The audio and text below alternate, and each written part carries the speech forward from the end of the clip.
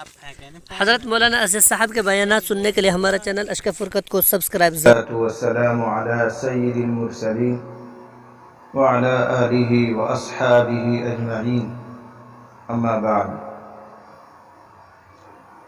يا أيها الذين آمنوا اذكروا الله ذكرا كثيرا وسبحوه بكرة وأصيلا صدق الله العظيم. وقال النبي صلى الله عليه وسلم مثل الذي يذكر ربه والذي لا يذكر كمثل الحي والميت أو كما قال صلى الله تعالى عليه وسلم. بزرگوں اور بھائیوں، اس وقت جو اجتماع ہوتا ہے، بیٹھنا ہوتا ہے، اس کا اصل مقصد ہے اپنے مرحومین کے لیے ایصال ثواب کرنا.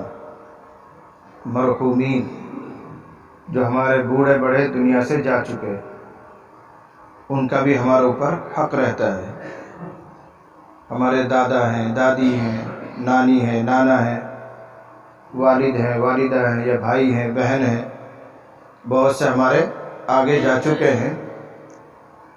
وہ ایک ایک نیکی کے منتظر ہوتے ہیں. آدمی جب تک زندہ ہوتا ہے اس وقت تک وہ کوئی نیکی کر لیتا ہے. جب مر جاتا ہے اس کے بعد وہ کوئی نیکی نہیں کر سکتا، بلکہ وہ ایک ایک نیکی کے لیے ترستا ہے، امیدوار رہتا ہے کہ کوئی اپنی نیکی بھیج دے، کوئی ثواب بھیج دے. حدیث میں آیا ہوا ہے اذا مات الانسان انقطع عنہ عملہ الا من ثلاث. جب آدمی کی موت واقع ہو جاتی ہے تو اس کا عمل بند ہو جاتا ہے. زندہ ہے تو قرآن بھی پڑھے گا، تسبیح کا اہتمام کر لے گا، کوئی اور نیکی کر لے گا. لیکن جب موت واقع ہو گئی تو اب کوئی نیکی نہیں. اب تو وہ دوسروں کے سہارے پر کوئی دعا کرے، کوئی استغفار کرے، کوئی تلاوت کر کے بخش دے، کوئی صدقہ اس کی طرف سے کر دے، منتظر رہتا ہے. رمضان کی یہ مبارک ساعتیں گزر رہی ہیں، اللہ تعالیٰ کی رحمتیں برس رہی ہیں. یہ ایک طرح سے ان کا ہمارے اوپر حق بنتا ہے کہ ہم اپنے مرحومین کے لیے بھی اس ماہ مبارک میں کچھ کر کے بھیجیں.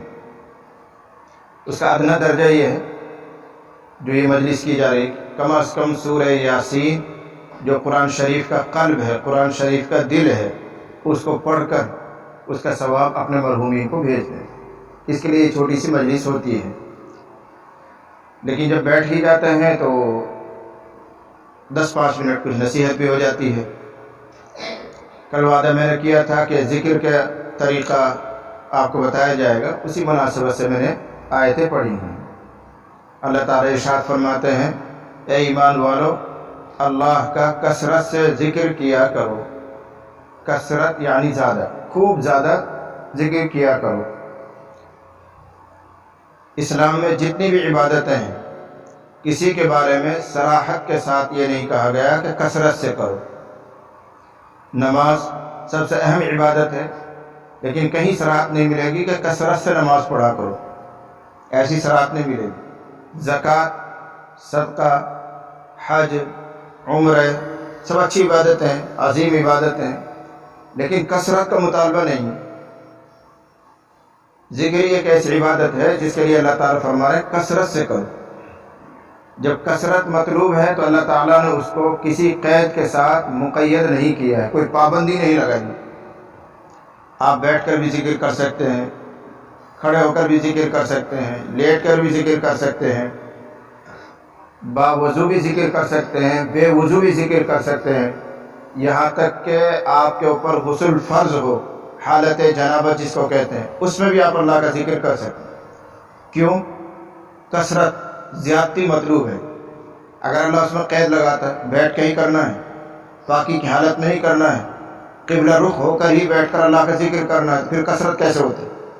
تو اب تو چلتے پھرتے اٹھتے بیٹھتے پاکی بے پاکی ہر حال میں تم اللہ کو یاد کرو تو کثرت پیدا ہوگی. بہت سے لوگ پوچھتے بھی رہتے ہیں حضرت بغیر وضو کے ہم ذکر کر سکتے ہیں؟ کر سکتے ہیں، کوئی پابندی نہیں. البتہ ذکر ایک نور ہے اور وضو بھی ایک نور ہے. دو نور اکٹھے ہوں گے تو زیادہ اجالا ہوگا، زیادہ فائدہ ہوگا. لیکن بغیر وضو اور بغیر طہارت کے وضو کرنا جائز ہے۔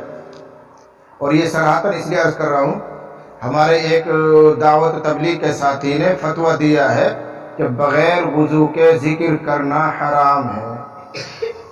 اول تو دعوت و تبلیغ کے ساتھیوں کو فتویٰ دینے کا کوئی حق نہیں ہے، صاف سی بات ہے۔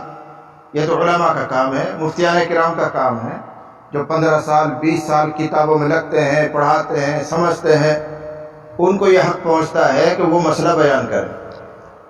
انجان جاہل آدمی بغیر تحقیق کے اگر مسئلہ بیان کرتا ہے تو کبیرہ گناہ ہے، بلکہ اس سے بڑا کہو تو کوئی اور چیز ہے۔ کیوں؟ فتویٰ دینے کا مطلب ہوتا ہے اللہ تعالیٰ کی طرف سے کوئی بات بندوں تک پہنچانا،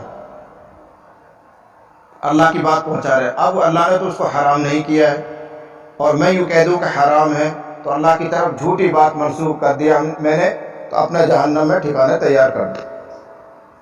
یہ اتنا بڑا گناہ ہے، لیکن لوگ احتیاط نہیں کرتے، فوراً مسئلہ ٹھوک دیتے۔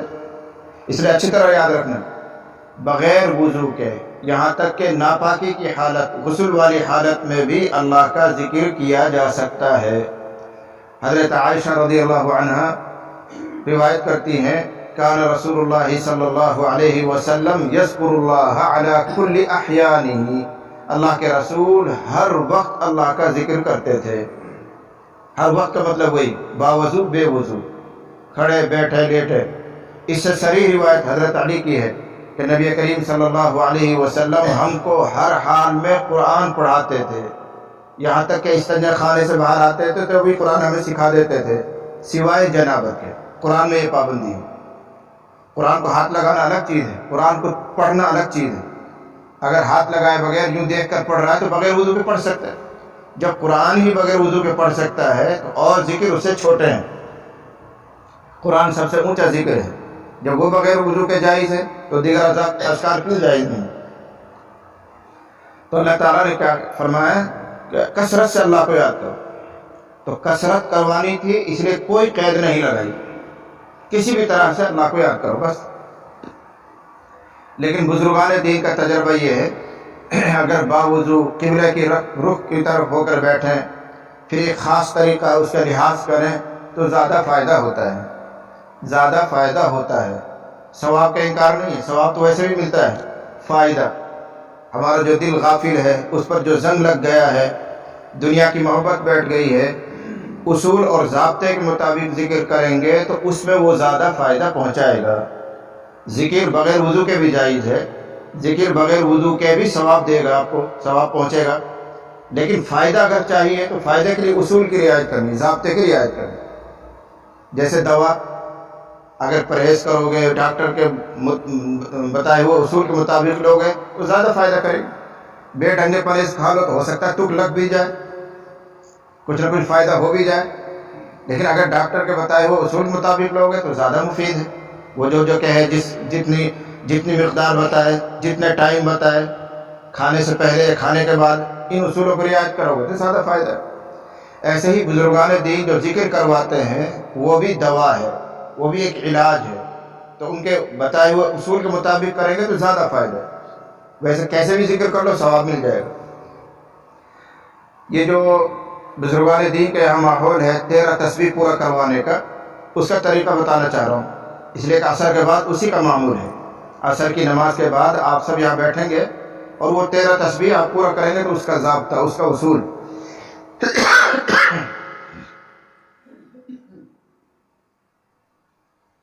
اس کے لیے بہتر یہ ہے کہ آدمی قبلہ رخ ہو کر بیٹھے، جیسا آپ لوگ بیٹھے ہوں قبلہ رخی ہیں، اور 4 زانوں بیٹھے۔ 4 زانوں جس کو ہمارے یہاں آلتی پالتی مارنا کہتے ہیں، اس کو 4 زانوں کہتے ہیں۔ میں کئی سالوں سے کوشش کر رہا ہوں کہ سب لوگ ایسے بیٹھ جائیں، لیکن نہیں بیٹھتے۔ کچھ تو ایسے بیٹھتے ہیں جیسے بڑے میاں بھی بیٹھے ہوئے ہیں، یہ کو بیٹھو ایسے، یہ گوڑا نے اس پکڑ کے بیٹھ رہے ہیں۔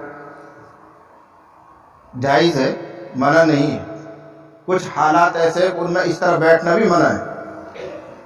گوٹ باندھنا کہتے ہیں اس کو، گوٹ باندھ کر بیٹھنا بعض صورتوں میں جائز نہیں ہے، جیسے جمعے سے پہلے نہا رسول اللہ صلی اللہ علیہ وسلم عن الحبوہ، یہ لفظ آپ کو حدیث میں ملے گا۔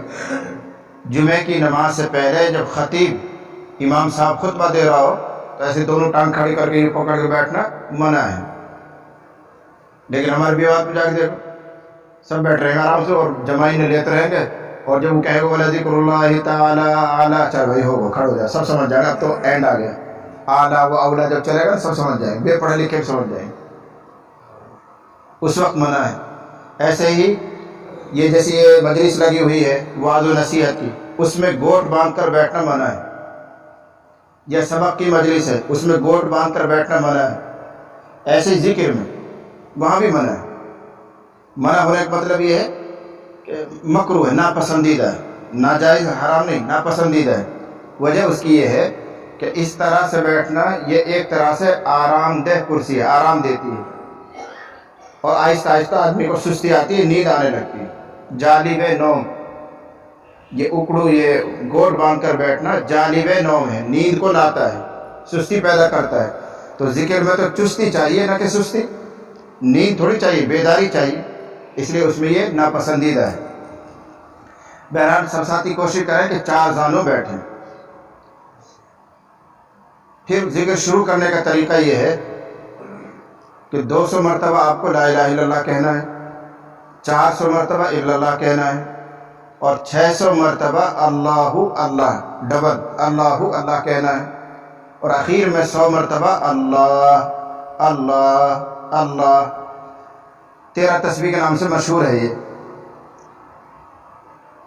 شروع کرنے کا طریقہ یہ ہے کہ جس طرف دل ہوتا ہے, بائیں طرف ہوتا ہے, جیب کے نیچے دل ہوتا ہے, ادھر تھوڑی سی گردن جھکائیں اور وہاں سے گردن دائیں کندھے کی طرف لائیں. لا الہ الہ تک یہاں لائیں گے, آواز بند ہو جائے گی, سانس نہیں ٹوٹنا چاہیے. اسی سانس میں فوراً گردن لوٹا کر ضرب لگائیں گے, الا اللہ لا الہ الا اللہ لا الہ الا اللہ. یہ سیدھا سیدھا طریقہ بتا رہا ہوں, وہ نئی طریقہ یہ ہے کہ لا الہ پھر گردن تھوڑی سی اوپر لے جا کے الا اللہ, لیکن تم وہاں نہ کر پاؤ گے, اپنی ناڑ واڑ میں جھٹکا دے رہے ہوگے. یہ ہمارا سودہ طریقہ بتا رہا ہوں, کوئی نو کرے گا, کوئی نو کرے گا, ناڑ دو کھانے جائے دے رہے, مول صاحب نے کہا آپ لگا دیا ہمارے, تو سودہ طریقہ لے لیا, سیدھی سی گردن ادھر لے آؤ, لا الہ الا اللہ لا الہ الا اللہ. یہ 200 مرتبہ کہنا ہے. 10-11 مرتبہ کہہ کر محمد الرسول اللہ صلی اللہ علیہ وسلم کلمہ پورا کر لیں. پھر شروع کر دیں لا الہ الا اللہ لا الہ الا اللہ. 10-11 مرتبہ ہو گیا محمد الرسول اللہ صلی اللہ علیہ وسلم. جب گردن جھکا کر یوں لیں گے تو تصور ایسا کریں, اگر رہ جائے تو کوئی ضروری نہیں, تصور اور خیال ایسا کریں کہ غیر اللہ, اللہ کے علاوہ جو محبت دل میں بیٹھی ہوئی ہے ان کو نکال کر باہر ڈال رہا ہوں, کندھے کے پیچھے پھینک رہا ہوں, اور واپس اللہ کی محبت اندر بٹھا رہا ہوں. اللہ کی طرف سے ایک نور ہے جو میرے دل پر اتر رہا ہے, ایسا خیال کرے, تصور کرے. ہو جائے تو کوئی ضروری نہیں. جب اس سے فارغ ہو جائیں تو 400 مرتبہ الا اللہ ہے, اس میں دائیں بائیں گردن نہیں, سیدھا ہی ہے بس, الا اللہ الا اللہ. دماغ میں چلتا رہے لا الہ لا الہ, دماغ میں چلے لا الہ, اور زبان سے کہیں الا اللہ الا اللہ الا اللہ. لا الہ دماغ میں, نہیں ہے کوئی معبود, نہیں ہے کوئی معبود, نہیں ہے کوئی معبود, اگر اللہ مگر اللہ مگر اللہ. دماغ نفی کر رہا ہے اور زبان اس بات کر رہی ہے الا اللہ الا اللہ الا اللہ. 10-11 مرتبہ کہہ کر محمد الرسول اللہ صلی اللہ علیہ وسلم کلمہ پورا کر لیجیے. اس طرح 400 مرتبہ کہنا ہے, اور 600 مرتبہ آپ کو کہنا ہے اللہ اللہ. پہلے پر پیش ہے, دوسرا ساکن ہے, اس کو 2 ضربی کہتے ہیں, اور دونوں مل کر ایک گنے جائیں گے. اللہ اللہ ایک, اللہ اللہ اللہ اللہ اللہ اللہ اللہ اللہ اللہ اللہ. جو پڑھے لکھے ہیں وہ دل میں سوچتے رہیں هو الاول والآخر, هو الاول والآخر, وہی اول وہی آخر. اللہ. جو بے پڑھے لکھے وہ سوچے تو ہی تو, تو ہی تو, مانی تو لگانا, تو ہی تو. بڑے بوڑھے بھی کہہ رہے ہمارے جاگا کرے دے رہے تو ہی تو هو الاول والآخر وہ عربی ہے, اردو میں کہنا. تو وہ دل میں ایک سوچ ایک خیال ایسی چلے, اور زبان سے کہتے رہیں اللہ اللہ اللہ اللہ. 10-11 مرتبہ کہہ کر ایک چھوٹا سا ذکر ہے, اگر یاد ہو تو اللہ حاضری اللہ ناظری اللہ معی، اللہ حاضری را یا زر ری، کوئی حاضرین پڑھے کوئی ناظرین پڑھے کوئی کچھ پڑھے، تو اللہ حاضری، اللہ ناظری را یا زر ری، اللہ ناظری، اللہ معی، میم عین یا معی، یہ بیچ میں کہہ لیں پھر دوبارہ شروع کر دیں اللہ اللہ اللہ اللہ، آخر میں 100 مرتبہ اللہ، سکون کے ساتھ آرام سے اللہ اللہ اللہ۔ یہ اصول ہے اور ضابطہ ہے، اگر اس ضابطے کے ساتھ ذکر کریں گے تو زیادہ فائدہ ہوگا۔ ویسے کیسے بھی اٹھ پٹانگ کر لو گے تو ذکر کا ثواب تو مل جائے گا، اللہ کا نام تم نے لیا ہے بار بار زبان سے نکالا، ثواب تو مل جائے گا، لیکن فائدہ نہیں ہوگا۔ فائدہ جب ہی ہوگا جب ان اصول اور ضابطوں کی آپ رعایت کریں گے۔ بزرگوں کے تجربات سے انہوں نے جو چیز طے کی ہے وہ یہ ہے جو میں نے آپ کو بتائی، تو عصر کے بعد سب بیٹھ کر اس طرح انشاءاللہ ذکر کریں گے انشاءاللہ۔ اللہ پابندی عطا فرمائے۔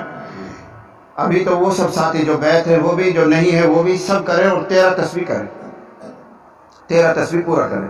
رمضان کے بعد جن کا جو معمول ہے وہ اس پر آ جائیں، کسی کو میں نے آدھی تسبیح بتا رکھی ہے، کسی کو پوری بتا رکھی ہے، رمضان کے بعد وہ اپنے پرانے معمول پر آ جائیں۔ رمضان میں جب تک یہاں ماحول ہے تو پوری 13 تسبیح کر لیا کریں، جو بیت ہیں وہ بھی کر لیں، جو نہیں ہیں ان کو بھی میں اجازت دیتا ہوں وہ بھی کر لیں۔ رمضان کے بعد کریں نہ کریں وہ مجھ سے بعد میں پوچھ لیں، لیکن رمضان میں یہاں رہتے وہ ذکر کر لیں، اگر بیت نہ ہو تب بھی کر لیں، فائدہ ہوتا ہے۔ اللہ تعالیٰ ہم سب کو اس کے فائدوں سے مالا مال فرمائے۔ دعا کر لیجیے۔